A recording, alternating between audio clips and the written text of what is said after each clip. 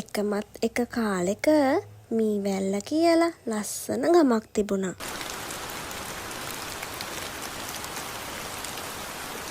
ඉතින් ඒ ගමේ ලස්සන පොඩි ගෙදරක තමයි සෙනරත් පවුල ජීවත් වුනේ.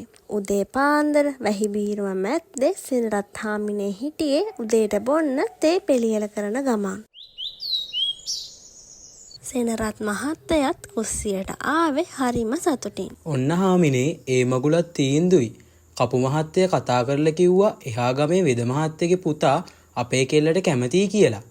ඒ වගේ දොස්තර බෑනෙක් ලැබෙන එක අපේ මුළු පවුලටම නම්බුවා. අනේ ඇත්තද අපේ මහත්තයා? මේක නම් අපේ කෙල්ලගේ වාසනාව. ඉක්මනින්ම නැකත් බලලා මගුල ජයටම ගමුයි කියලායි එහෙන් කියනවලු නෝනේ. ඒ වුණාට පොඩි ප්‍රශ්නයක් තියෙනව නෝනේ. ඒ මිනිස්සු දෑවැද්ද සැරටම ඉල්ලනවා. දැන් මේ තියෙන දේපල සේරම ඒකිටනේ. අපි දෙමු. එතකොට කුඹුර? ඒකත් දෙමු. දෙයියනේ. ඒක මගේ අක්කගේ පුතාගේ. ඒක දෙන්න බෑ මහත්තයෝ. ඒ වුණාට ඒක අමිල පුතාට දෙනවා කියලා අපි පොරොන්දු වෙලා නෑනේ. පුංචි පුතා තේ බොන්න. බෑ පුංචි අම්මේ. මම කුඹුරට යනවා. පාප්පත් එනවද?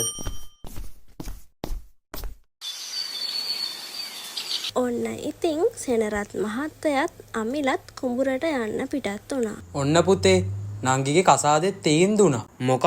එදා දොස්තර මහත්තයා එක්කද? ඔව් ඔව්.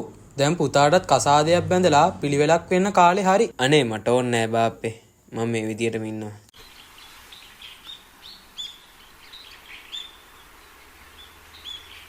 ඔන්න ඉතින් සෙනරත් හාමිනේ සඳුනි මේ දෙන්නට දවල්ට කන්න කෑම ගෙනාවා. අයියේ අපි කෑම ගෙනාවා. ඉතින් අමිල බොහෝම දුකෙන් සඳුනි දිහාවත් බලන්නේ නැතිව කුඹුරේ වැඩ කරන්නේ සඳුනි ගැන අමිලගේ හිතේ තියෙන ආදරේ කවුරුත්ම දන්නේ නැති නිසා. අපි කෑම කාලේ ඉමු පුතේ. කවද්ද බාප්පේ දැන් මගුල් ගන්නෙ? මගුල් කාගේද? නෝනා දුවට කිව්වේ නැද්ද? දුව බලන්න එදා දොස්තර මහත්තයා මගේ දුවට කැමතියි කියලා. අනේ මට බෑ අම්මේ. එදා ඒ මනුස්සයා අපේ වත්තේ 4 කොනේම ඇවිද්දා. කුණු ලෝභයෙක්. ඉතින් සඳුනි මේ කසාදෙට තදින්ම විරුද්ධ වුණේ සඳුනි ගුරුවරියක් වෙලත් අලුත් මනමාල මහත්මයා ඉල්ලන දෑවැද්ද ගැන දැනගත්තට පස්සේ. ඉතින් මේ විදියට කාලය ගෙවිගෙන යද්දි දවසක් නෝනේ මට මෙහෙම හිතෙනවා. අපේ දුව දොස්තර මහත්තයට කැමති නැති එකේ මට තියෙනවා හොඳ යෝජනාවක්. ඒ කවුද මහත්තයා? අපේ අමිල පුතා. ඒක නම් හොඳ අදහසක් මහත්තයෝ. අපේ දේපල පිට යන්නෙත් නෑ. අනික අමිල පුතා ගැන අපි හොඳටම දන්නවනේ.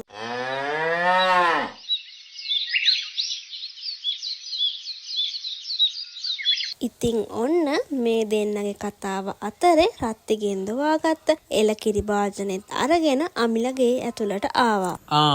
පුතා ආපු එක හොඳයි මේ වෙලාවේ. ඇයි බාප්පේ? අපිට යෝජනාවක් තියෙනවා. අපි කතා වුණේ අපේ සඳුනි අපේ අමිල පුතාට දෙන්න.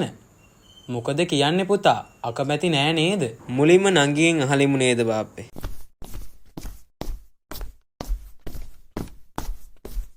දුව අපි ඔයාට අමිල පුතාව යෝජනා කළොත් ඔයා කැමති වෙනවද? ඔව් අම්මේ මම කැමතියි. මම පොඩි කාලේ ඉඳලා හැදුනේ අමිල අයියා එක්ක. එයා තමයි මට ගැළපෙන එකම කෙනා.